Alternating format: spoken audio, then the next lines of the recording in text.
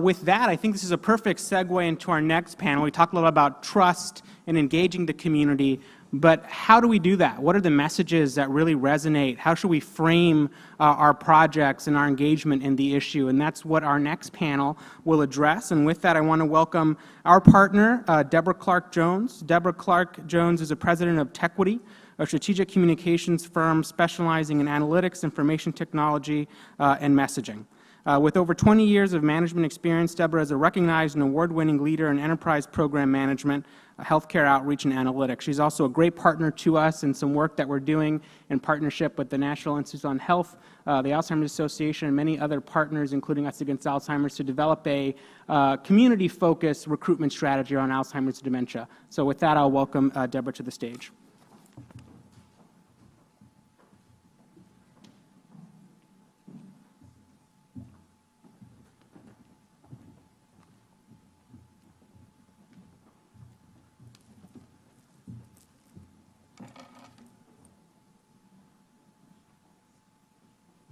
Good morning. What great panels this morning. I am really excited about this discussion because we are talking about messages and tools for promoting brain health and research opportunities in diverse communities.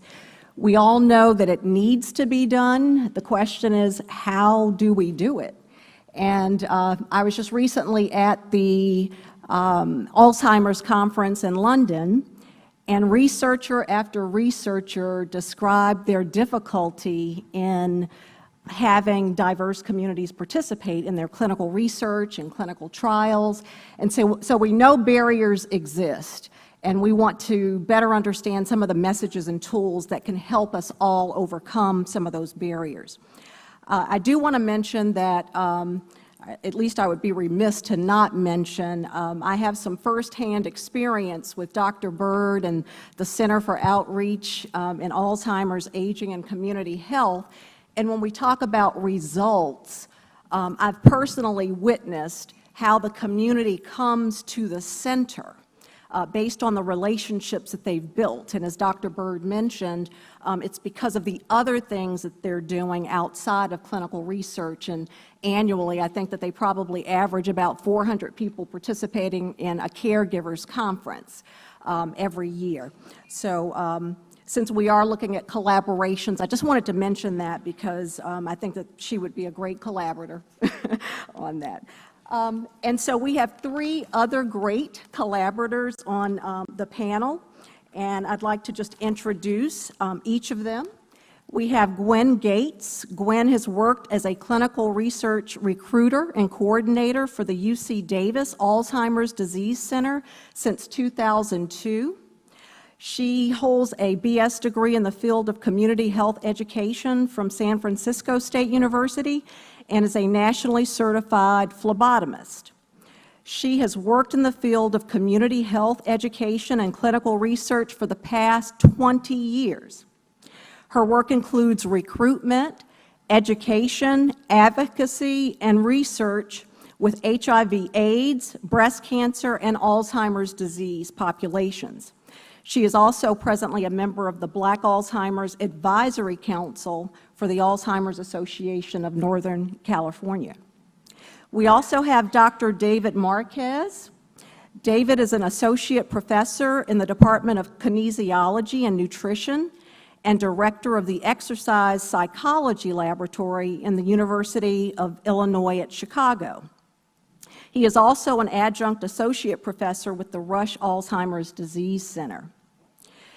David's research is focused on reducing health disparities and developing physical activity interventions for vulnerable populations, and he spends the majority of his time working with the Latino community, older adults, and individuals at risk for Alzheimer's disease. And lastly, we have Mark Odom. Mark is the Vice President of Programs and Education for Alzheimer's of Orange County, and he has been working in the aging and mental health field for over 35 years. So we have some great experience on the panel. His responsibilities include program and project development and oversight, collaborating with community-based service organizations to ensure the fullest range of services and supports for families impacted by Alzheimer's disease and other forms of dementia. And he has worked as an adjunct professor in the Graduate Social Work program at California State University, Fullerton, where he taught community mental health policy, served as a member of the Orange County Elder Abuse Forensic Center, and other organizations. So welcome to our panelists. I'd like to get started just having each panelist describe a little more about your individual programs and organizations. Okay, I'll start. I'm Gwyn Gates of the UC Davis Alzheimer's Disease Center, and we're both a diagnostic as well as a research center. We actually have two sites. One is in Sacramento, and the other one is in Walnut Creek, East Bay site. I'm actually an individual who goes out into the community to actually enroll in individuals into research studies. I'm actually going into the churches as well as senior centers and doing health fairs. I'm trying to get individuals to understand that there's a very big need to have participation in research, especially in the African American community, to let them know that it's important for us to be represented in this community, that there is a very low percentage of individuals who are now enrolled in Alzheimer's disease research, and hoping that they will be able to make a difference in the community. So, that's it. David? Good morning, everybody. Pleasure to be here. I am a Mexicano-Americano. I am the son of somebody with my father with Alzheimer's disease, but I'm on the panel because of my research. So the different projects that I lead or am a part of, the Healthy Brain Research Network is funded by the CDC. And in the Chicago site, we have adapted some messages targeting adults with parents 65 and older, messages originally developed by the University of Pennsylvania.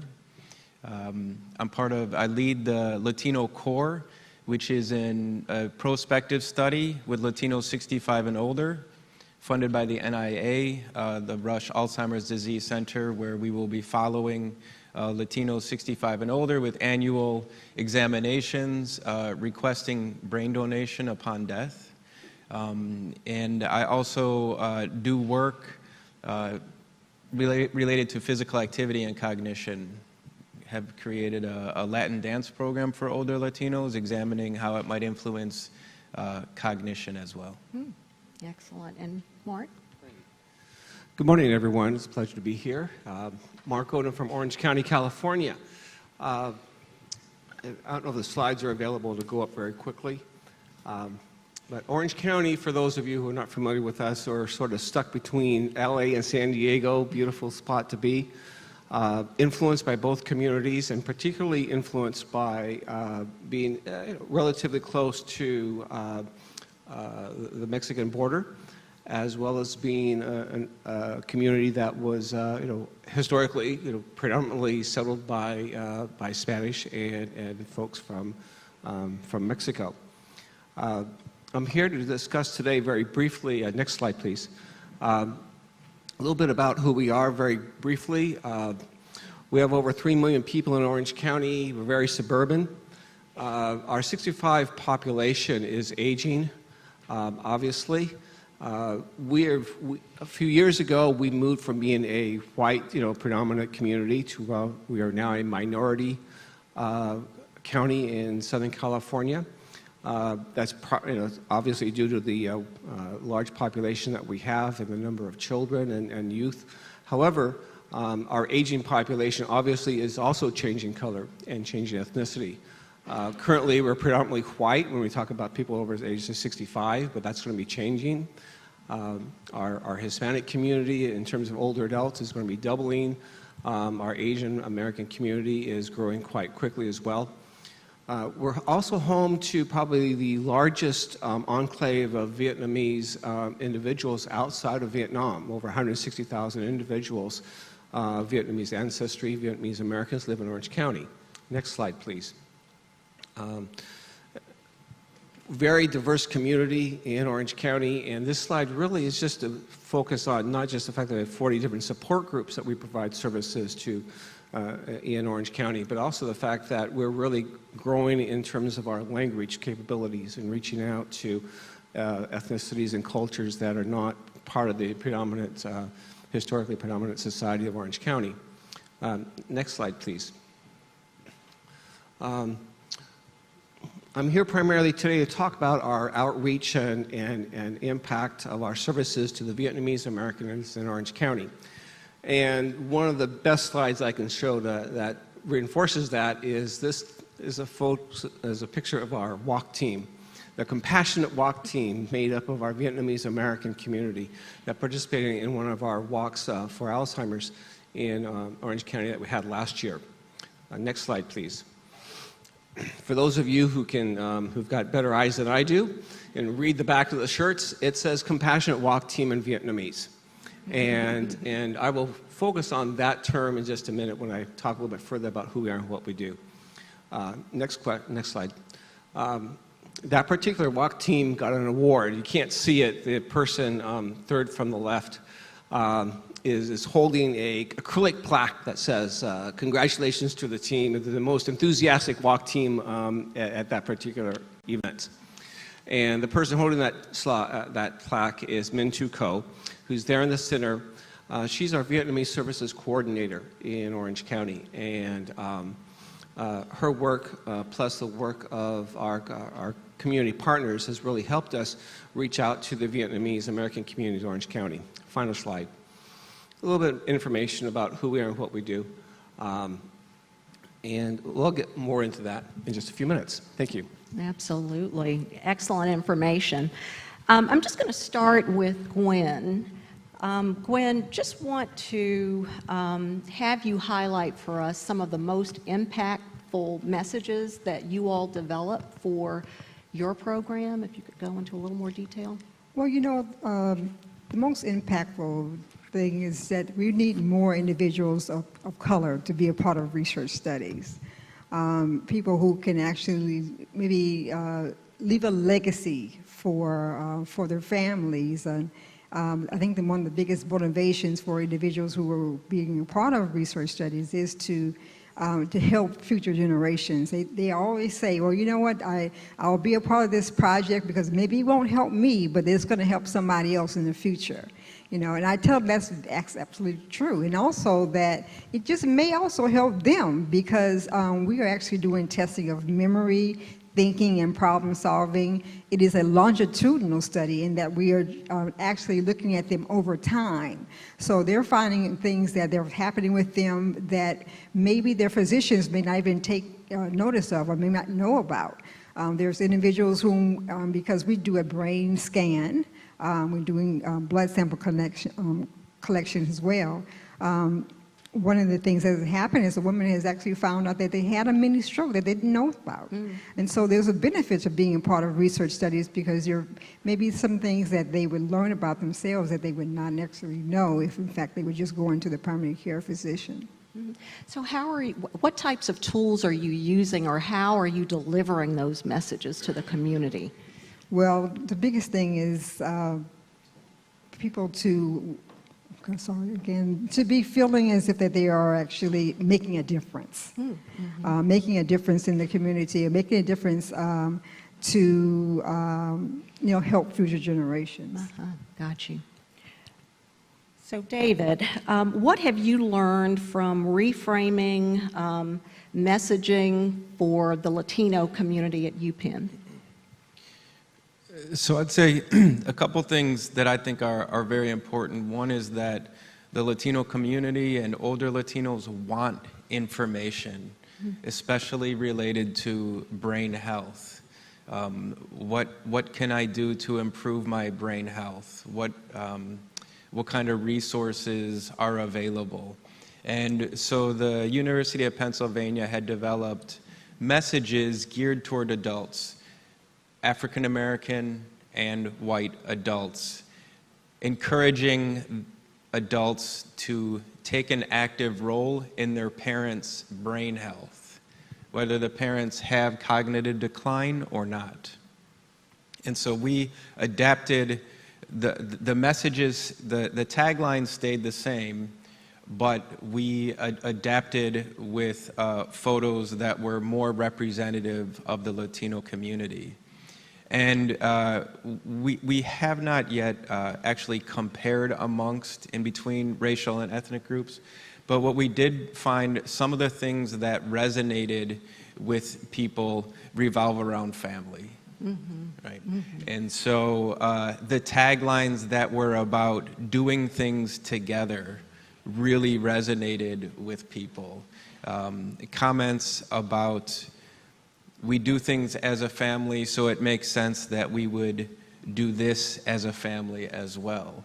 Now, it was Latino adults that we had done the focus groups with, and many of them mentioned that they had not considered brain health as a form of health that they should or would get involved with in their parents. Not that they didn't want to, but that it didn't really cross their mind. And so it was like the focus groups were a way to mention this is another form of health that is going to be of interest to you and your parents. And then they would say, yes, you know, you're right. And so this is something else we should do as a family. So I'm hearing you talk about other images that are more relatable images, perhaps from what the other materials may have had. But I'm also hearing, even with the words that are used and what resonates with the Latino community versus other communities. Could you just speak to that a little bit? Sure, absolutely. So the people did comment that they were thankful or noticed that the images represented in looks what they themselves and the Latino community looked like. But what we also learned, I would say, is that because the Latino community is so diverse, there's no way to say this is the type of message that's going to work, right? So in our focus groups, we had people primarily of Mexican and Puerto Rican descent. But then we had people who were more recent immigrants, and we had people who had spent their entire lives in the United States. And we had different levels of formal education. And so it's really hard to say this is the way messages should be for the Latino community. However, the things of family really resonated. The messages were in English. And this was across the sites of the Healthy Brain Research Network. The thought was, let's do them in English and see what kind of feedback we got. Well, we got feedback. It'd be even better if these were in Spanish. Or not even completely in Spanish, but maybe key words in Spanish. And that way, it's another way to say, oh, this is targeting me. And what we did found, you know, maybe blanket statements cannot be made, but those messages, of course, that were personal.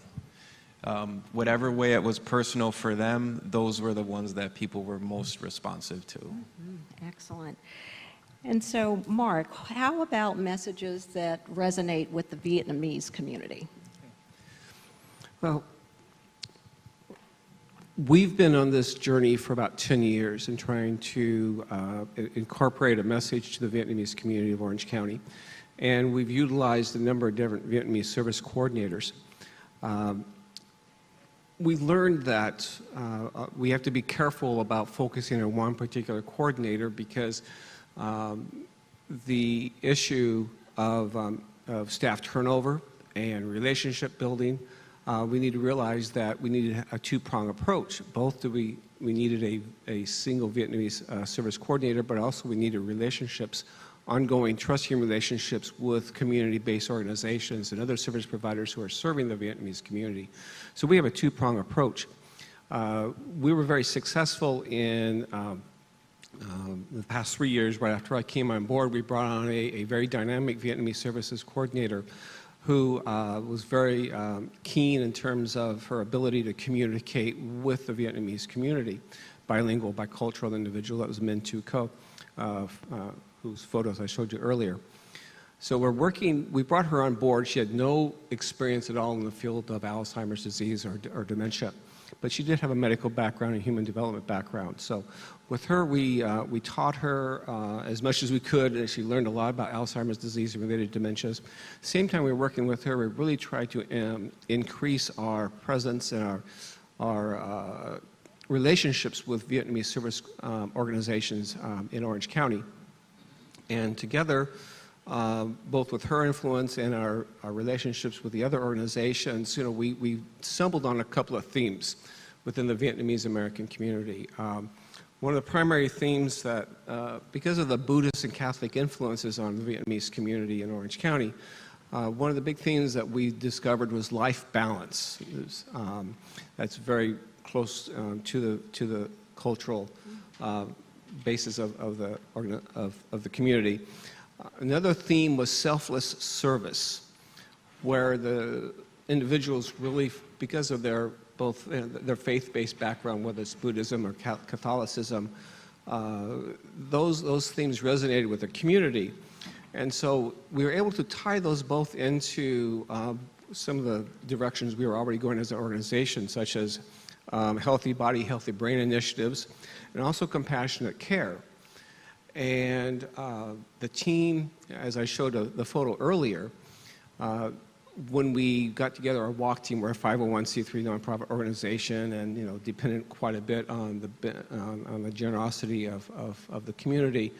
In terms of raising funds for us, the Vietnamese community, as difficult as strapped as they are for finances, really came together and formed a couple of really great walk teams for us. And they chose the name Compassionate Walk Team because of that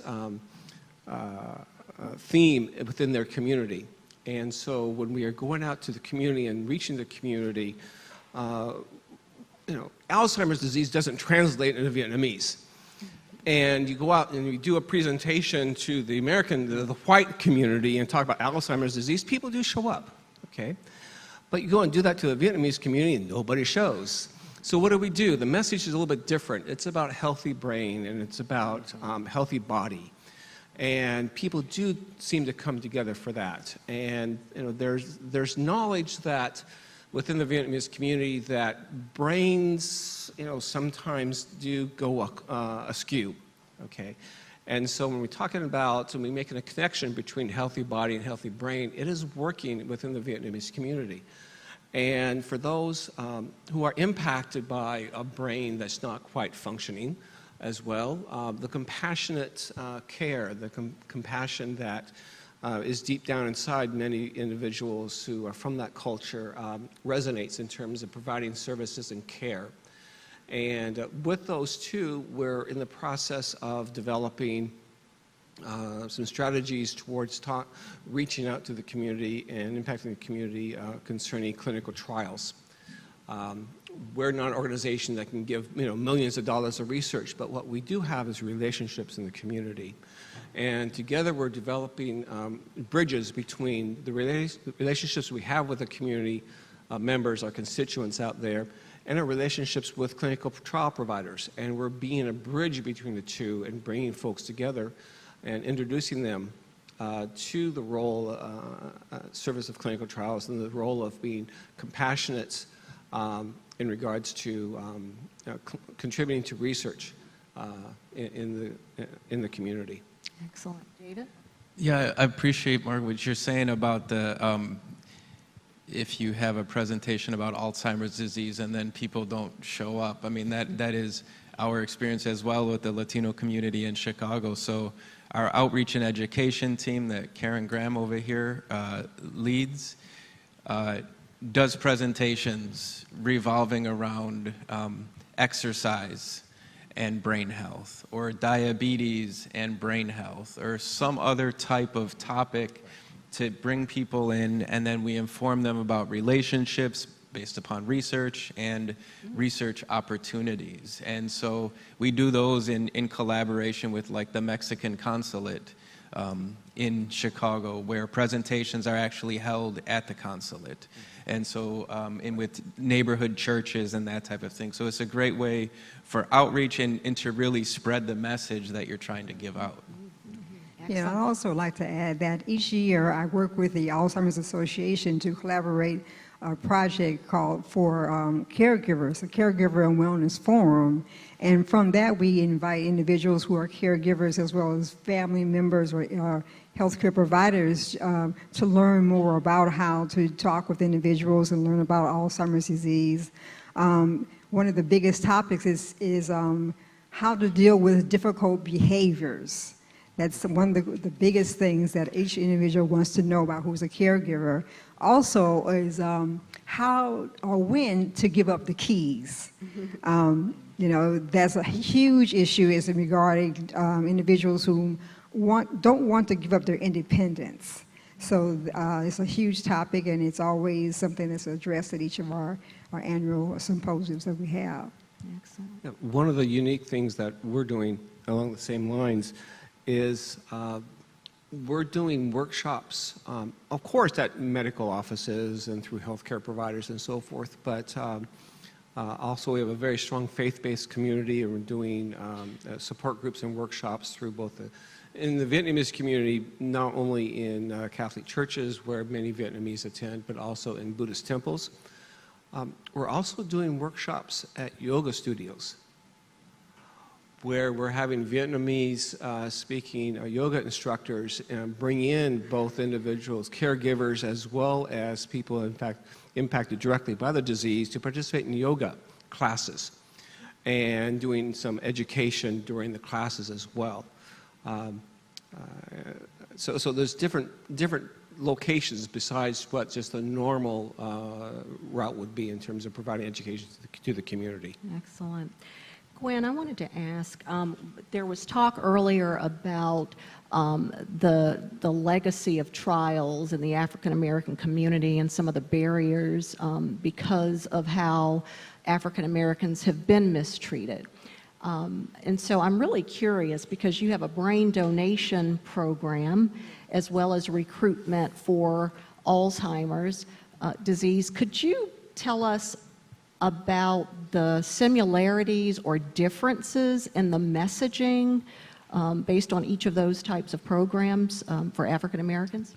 Sure. So the basic research study is observational study. So we're just looking at testing of memory, thinking, and problem solving. It's a longitudinal study in that individuals come back each year to be tested.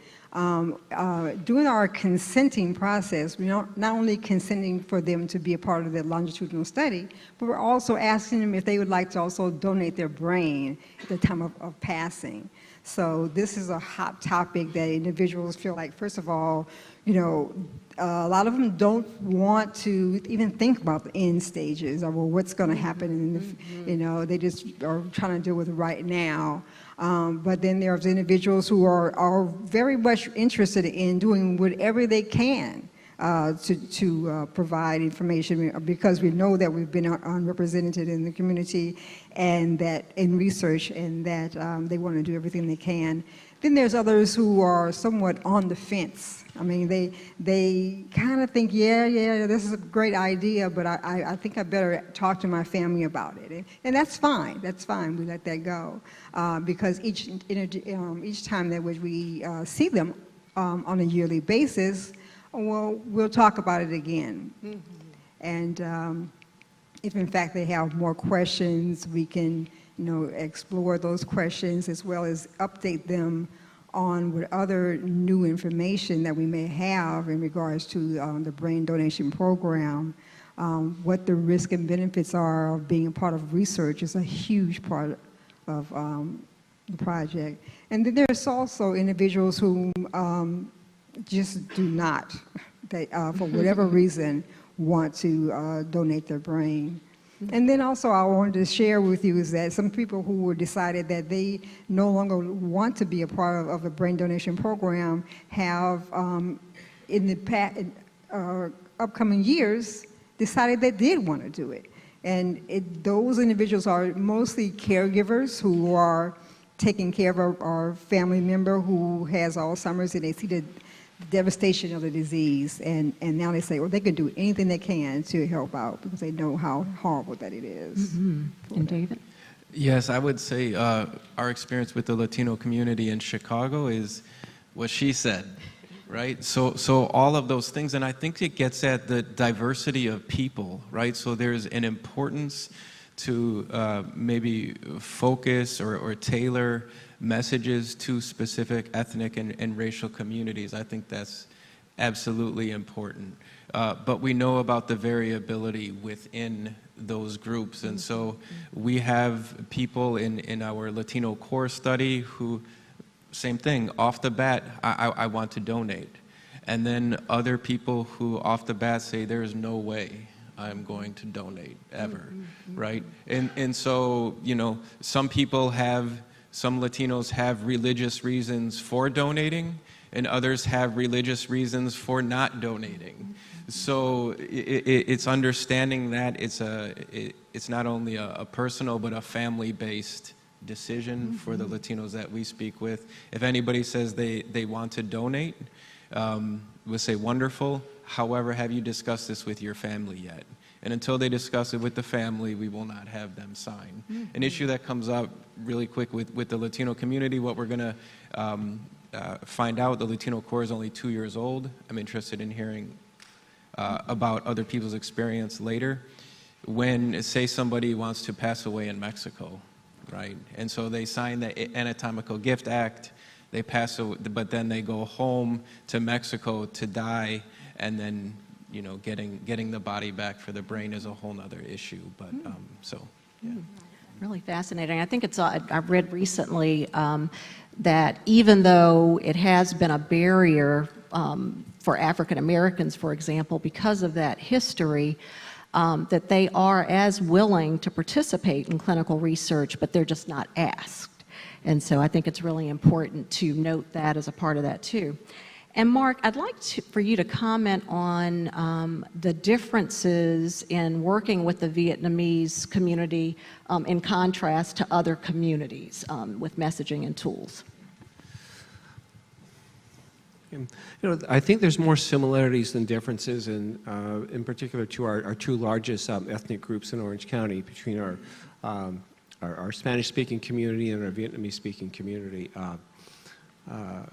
Both have rich traditions from a cultural perspective in terms of compassionate care and relationships with places of faith. And so going those directions and using those tools and those backgrounds have seemed to be very successful. One of our biggest I think one of the interesting differences, though, is not just messaging, but how we do the messaging. In Orange County, the Vietnamese community is very politically active, and there's two different camps.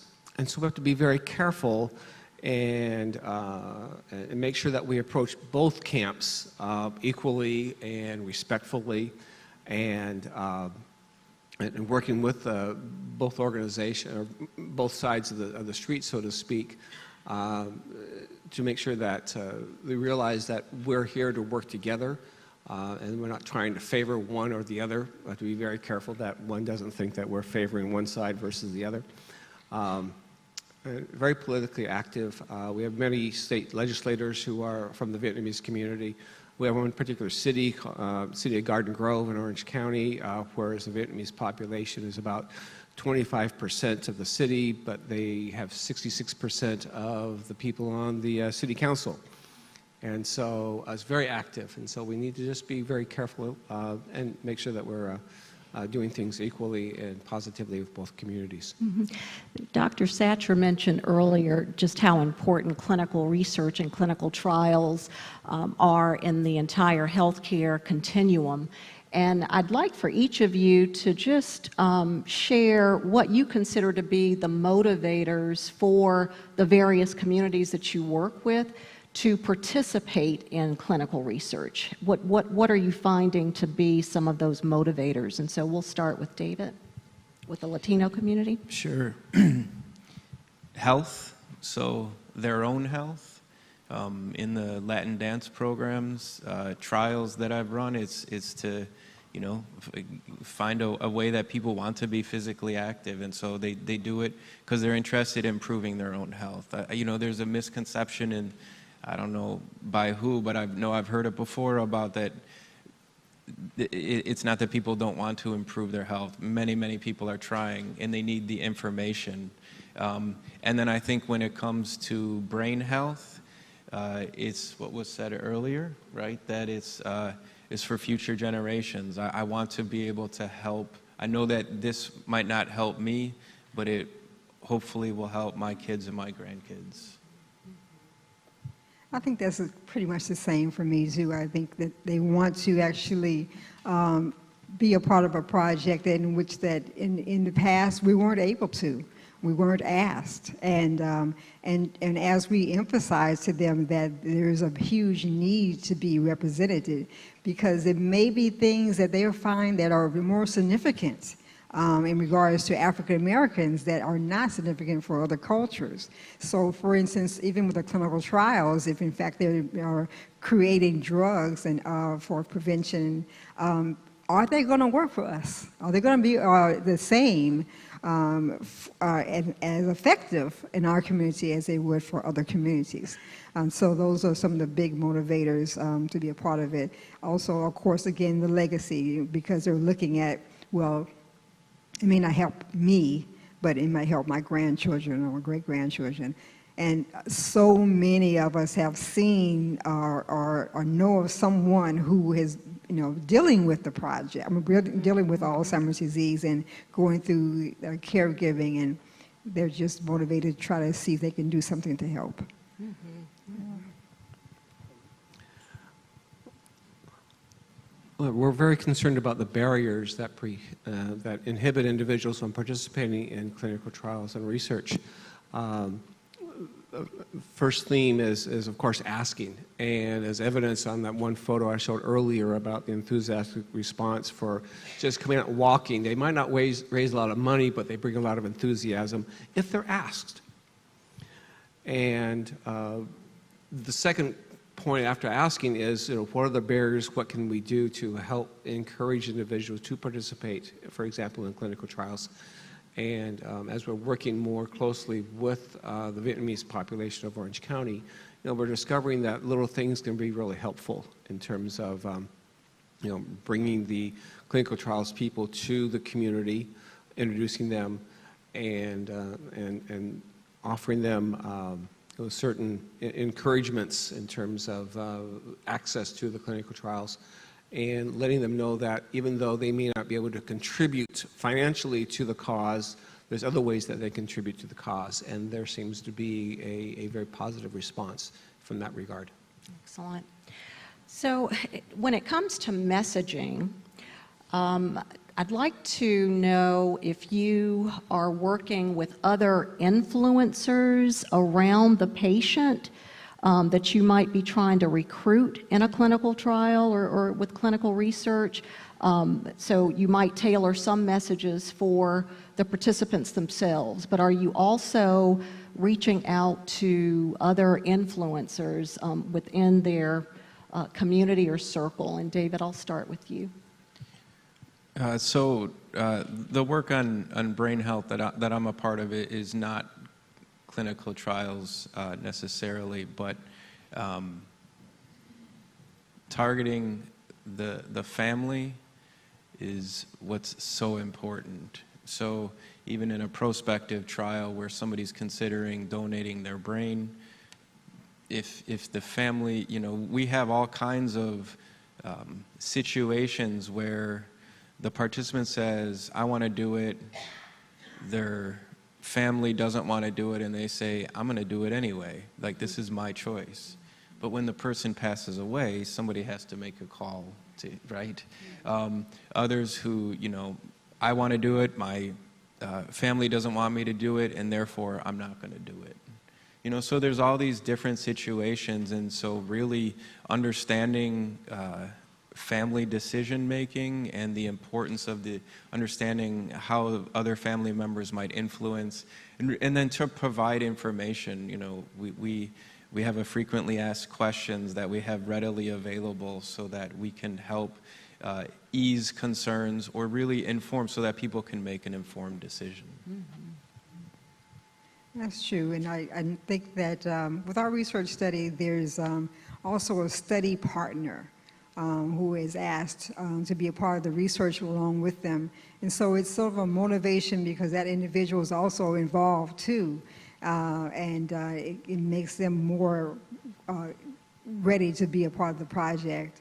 Also, we try to talk with ministers and people of faith that maybe are influential to individuals to say, yes, this is something you should do because we know that's really important to be a part of other research studies to learn and to leave a legacy for the community. As I mentioned earlier, Alzheimer's doesn't translate well into Vietnamese. And so when we talk about clinical trials for Alzheimer's disease, it's not going to go anywhere if we try to go in the front door.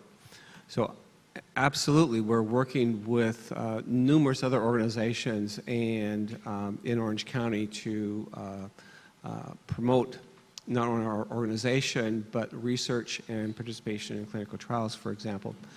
And we're doing that, and it's based on a theme that you've already heard before, and it's trust, and it's relationships.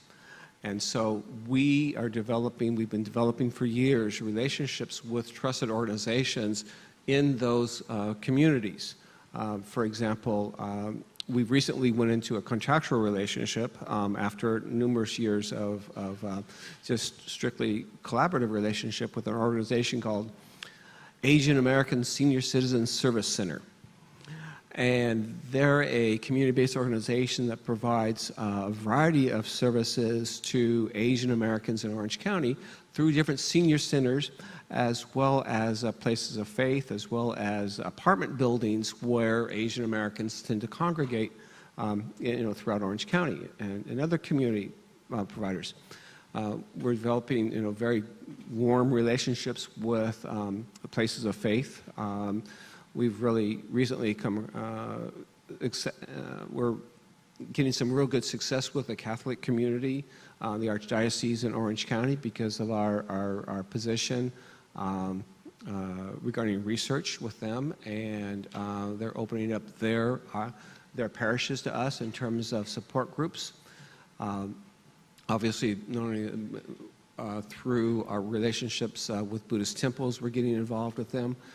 And the idea is working with them and their representatives and being an expert from an outside, but working inside those organizations, training them, teaching them to pass out the information themselves, as well as introduce us to the community. This is what we need to do in order to really, we believe, impact the Vietnamese American community in Orange County. Mm-hmm. Fantastic. I'm just thinking about my own experience at one point developing a radio script, and it was supposed to be directed to the Latino community. And I'm thinking that I'm coming up with a great storyline and take it to the translator, and they said, "Who wrote this?" No Latino family would talk like this. And so it's something that we really can't take for granted, the cultural implications and the importance of those nuances, even within the communities, because they're not monolithic. And so my last question is around community engagement in developing both messages and delivery mechanisms for those messages. Would love to hear how you might be engaging, or if you're engaging the community in the actual development of the messages. And Mark, we'll start with you. We've been doing so on a very informal basis. Being a nonprofit organization, always got going a zillion different directions and trying to provide services to a wide variety of individuals in the county. And so in the process of the business of all of our business, we have, again, established relationships with different organizations, and we introduce For example, with the Asian American Senior Citizen Service Center, we've been teaching them our curriculum and then working with them to modify our curriculum both for the Vietnamese community, but the Korean-speaking community and the Mandarin-speaking community of Orange County, and working with them both doing cross-translations and then reverse translations back to make sure we're getting the right message across, but the right nuances that impacts those different communities. And it was said earlier in terms of the Spanish-speaking community, most of you probably already realize, and we're learning this, and we've been learning this, and constantly learning this, is that their Spanish is not Spanish. Okay, there's Ecuadorian Spanish, Colombian Spanish, Mexican Spanish, okay, and so forth. And so, you know, when you put something in written word and so forth, you've got to be careful and be respectful to all populations. And so, it's the messaging in terms of the oral messaging, it seems to be a little bit easier than trying to put things in written word in many of these populations. But again, it's all based on trust and the mutual respect between the different organizations and focusing on the commonalities in terms of having those community organizations and places of faith realize that dementia is a huge issue in their community, and how can we work towards assisting their communities in those regards. Excellent. Gwen? Yeah, well, like I mentioned earlier, that each year we do a caregiver and wellness forum, and that actually is something that invites the entire community to come out and to address certain issues that may be common for the community to learn about. I think that's one of the huge ways in which we can collaborate with other organizations by having other vendors there that are specified for different projects, different topics that might be of interest and helpful for the community. Excellent. And then David. In Chicago, we have a coalition named LACARE, the Latino Alzheimer's Coalition for Advocacy, Research, and Education. Grassroots, started by a woman, Guatemalan woman, Perla Castro, whose mother had early onset. And so she had a double whammy of not having as much care and service given that her mom was in her early 50s and her mom was monolingual Spanish. So we have this coalition that has several universities and home care providers, but also has several caregivers who provide care for their parents, for their mothers with Alzheimer's disease. So in that way, our coalition has the constant input of what are people who are caring for somebody, what are their experiences, and how do we move forward. Excellent. So hopefully we have a few minutes for questions of the panelists. So any questions?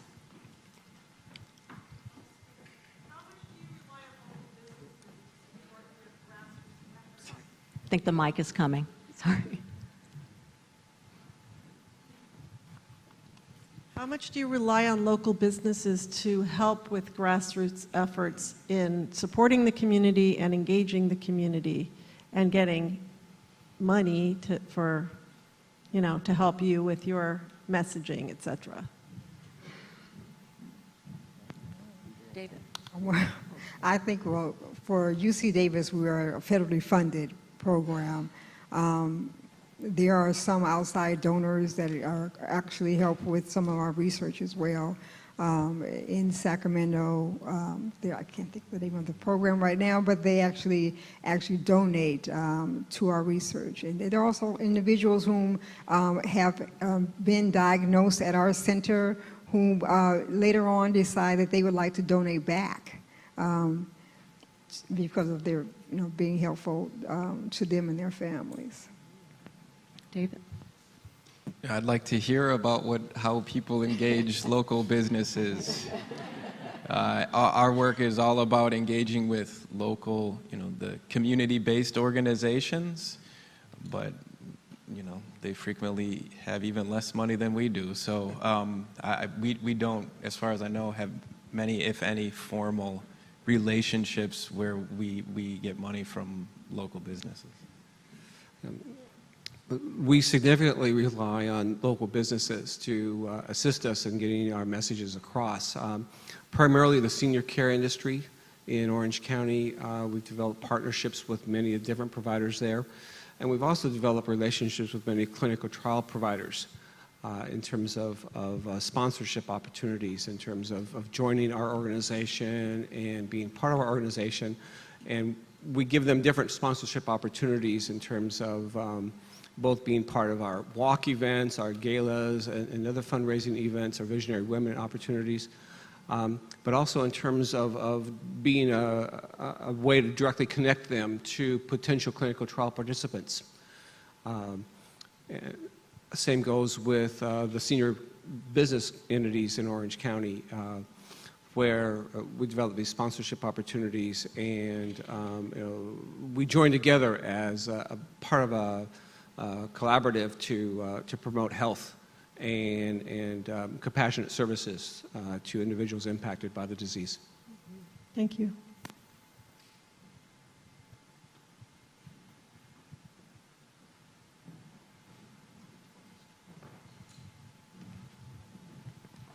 Hello, everyone. My name is Daniel Veramontes. I work for Banner Alzheimer's Institute. And the biggest barrier that we've faced with Latino recruitment is that most of the population that's eligible for the trials are just Spanish speakers. And during the informed consent process, our site isn't comfortable going forward with that because we don't have a Spanish-speaking staff, doctor, cognitive raters. So I was wondering if you guys are facing that same issue in California or in Chicago.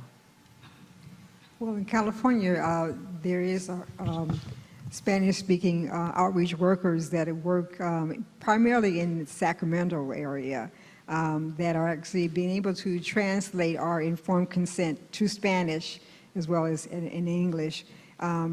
In the Walnut Creek area, if in fact we do not have a Spanish-speaking outreach worker there now, or actually a psychometrist, but we actually can pull an individual from Sacramento to come down and actually engage with the participant at that time.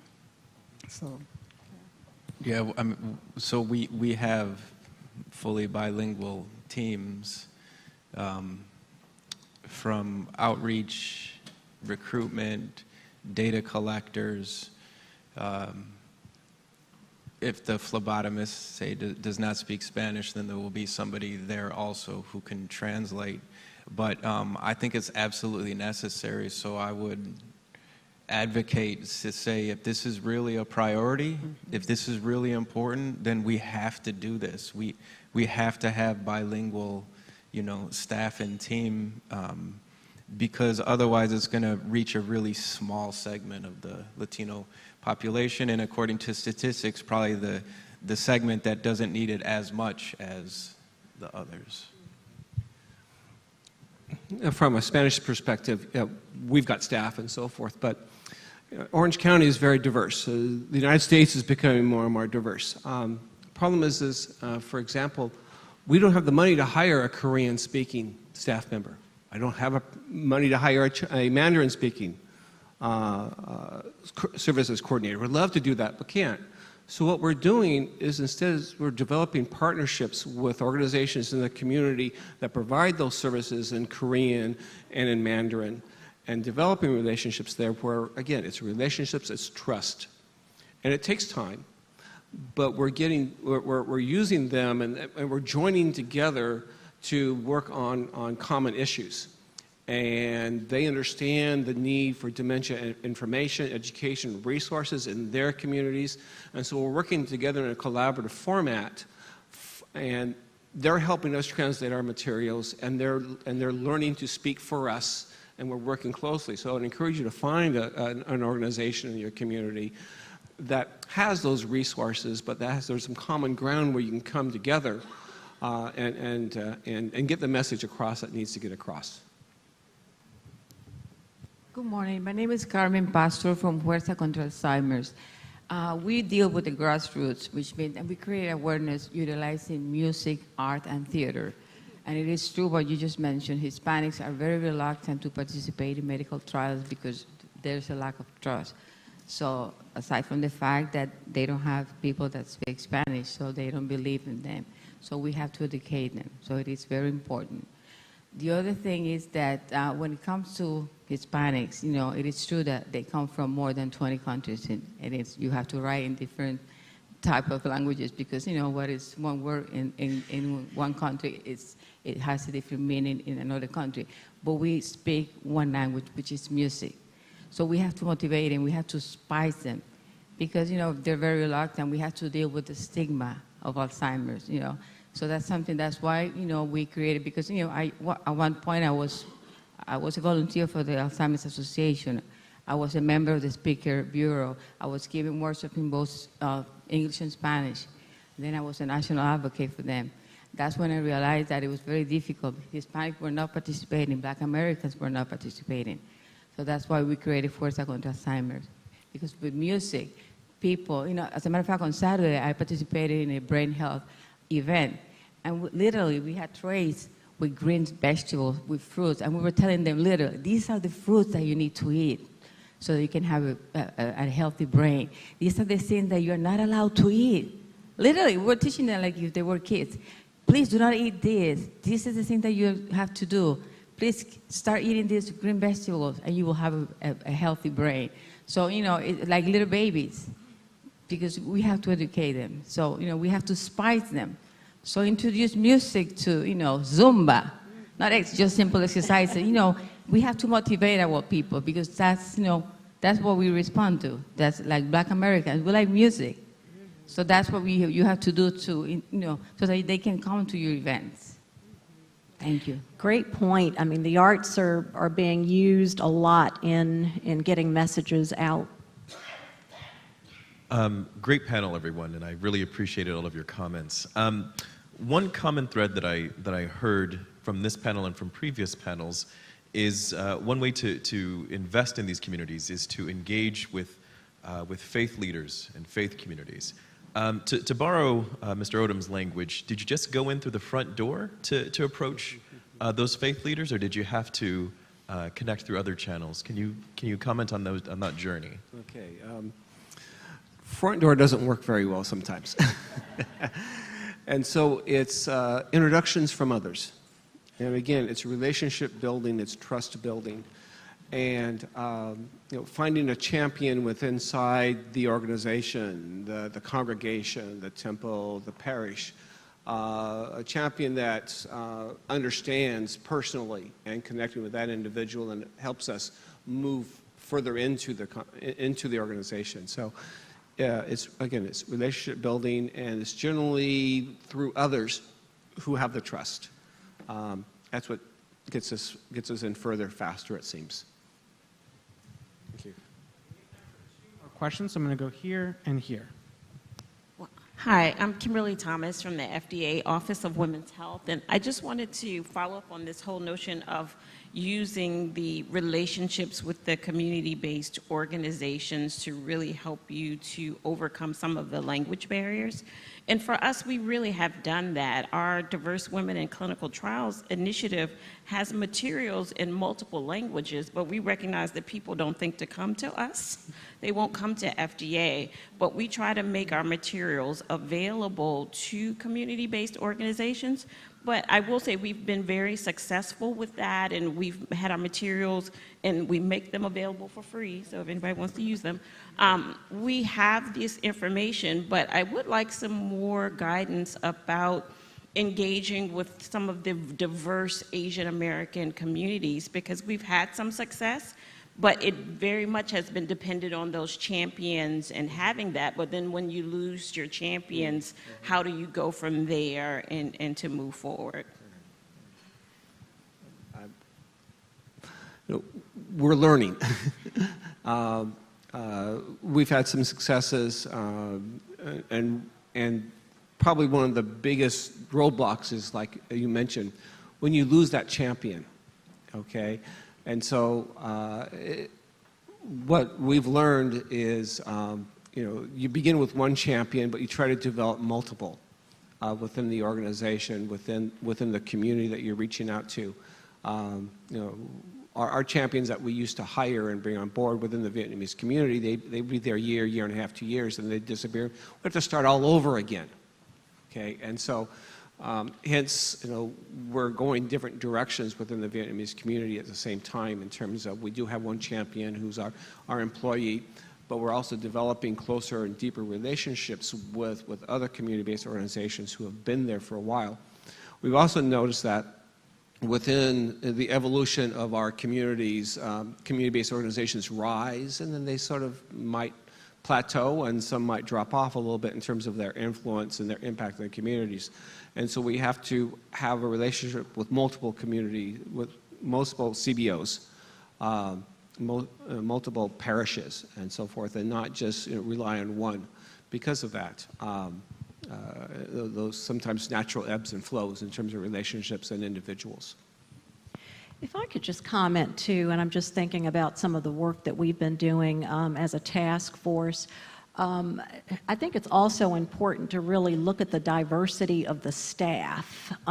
We've talked about the importance of minority investigators and really expanding the culture of the clinical trials and clinical research. It shouldn't be where there's this iron wall when it comes to culture that's very difficult to get through. But I believe that it begins with all of the environments that we find ourselves in, communities that we find, and we have to be more intentional about achieving diversity more generally. There's another question over here. Hi, my name is Lisette Carbajal. I'm an Alzheimer's advocate and caregiver. My question to you, with working with the Latino community, those families that do decide to seek help or participate in clinical trials, do you see, what patterns do you see? Do you see their children kind of spearheading these decisions or taking lead? I share with my personal experience. Once my father got diagnosed, unfortunately, a lot of the responsibilities fell on me, a lot because there was a language barrier, lack of knowledge, and because I had access to those resources because of my professional background. So I was wondering, what is your experience with working with those families of not just Latino, but minority communities that do decide to move forward and seek help and participate in clinical trials?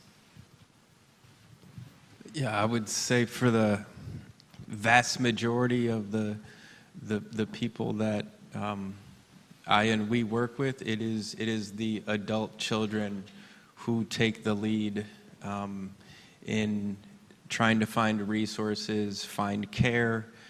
But in Chicago even, I think second largest number of Latinos in the United States to LA area, and the resources and physicians and neurologists who are, number one, Spanish speaking, but also bicultural as well, it becomes really difficult. So our coalition that I mentioned, LaCare, is a service, it's all service for us members, but we put together a directory along the continuum of cognitive decline, where for organizations that have Spanish-speaking resources or neurologists that people can go to. So that's going to be also geared towards the adult children, because the parents 65 plus are not going to be the ones who either maybe they don't have access to that information, especially if it's like a PDF, and it's internet based, and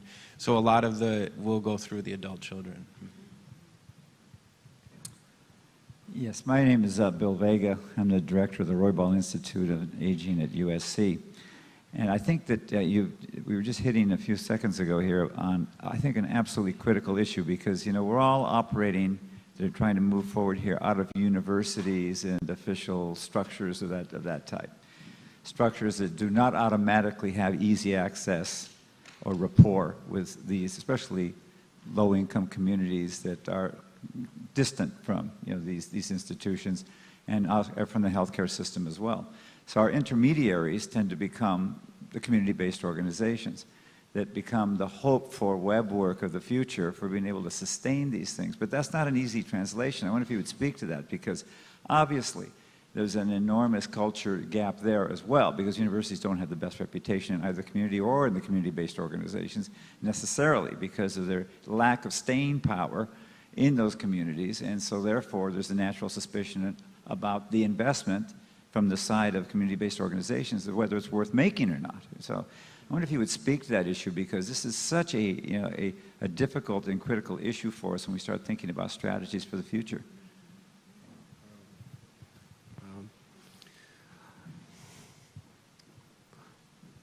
Boy, I wish I had a great response to that.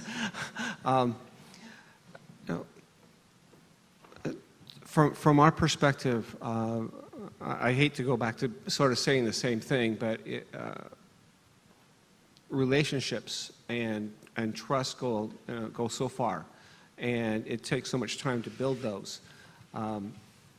When it comes to, for example, encouraging our families to participate in clinical trials, we're very careful in terms of how we do an introduction between the families that we serve and the clinical trial providers. And we're very careful in terms of going over the messaging from the clinical trial providers, from the researchers.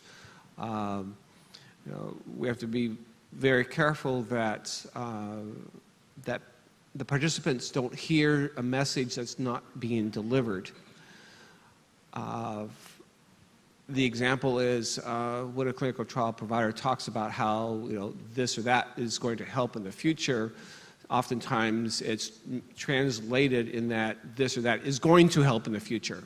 The might or possibility disappears in terms of the translation, and that's not necessarily what the person is providing, but it's how the person receives it. And so we have to be very careful, because we want to make sure that the message is getting out that the clinical trials, what we're trying to do may be very helpful, but we're contributing to a science, a way of exploration. And we can talk about how you're going on a journey, and you think you know your destination, but exactly how to get there, there may be different routes, and many of these routes might not lead to where you need to go. And so it's trying to formulate the message and the trust that what we're trying to do is may be very beneficial, but it may take a while before we get there. And let's make sure that we understand and that the provider is communicating correctly and not over-promising, and is honest and genuine. And it takes a relationship between us and that provider as well, because we want to make sure that who we're presenting to the community as a partner for us is truly looking out for the best interests of the families, and that they're able to deliver what they're promising. Were there any other comments or responses to that? I thought that was a great point. Only thing I would like to say is that sometimes it's not the message, but the messenger.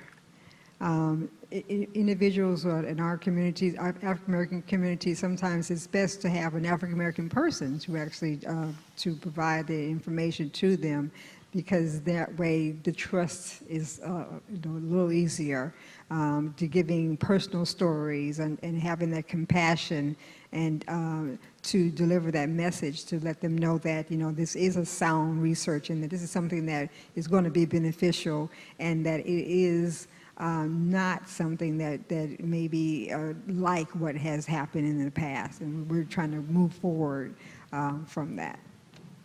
Fantastic. Well, just want to thank the panelists for all of this actionable insight, which is really important since we're all interested in the results. And thank you all. Thank you. Thank you.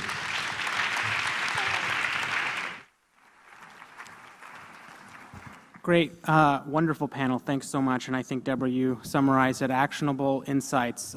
So now, before we break for lunch, we're going to break for lunch while I bring up our next panel. I do want to thank some really important members of our community, our board of directors, starting first with Greg O'Brien, who you heard from earlier, an amazing advocate and voice for the Alzheimer's movement in partnership with Us Against Alzheimer's. I also want to recognize Dr. David Satcher, Dr. William Vega, George Vradenberg, who needs no introduction, John Dwyer, and then also Meryl Comer and Jill Lesser. These are wonderful, fearless leaders in this fight to make Alzheimer's something of the past. So with that, please stand up, stretch, do some Zumba. I think Carmen might have some tips, and grab lunch, and please join us back in 10 minutes.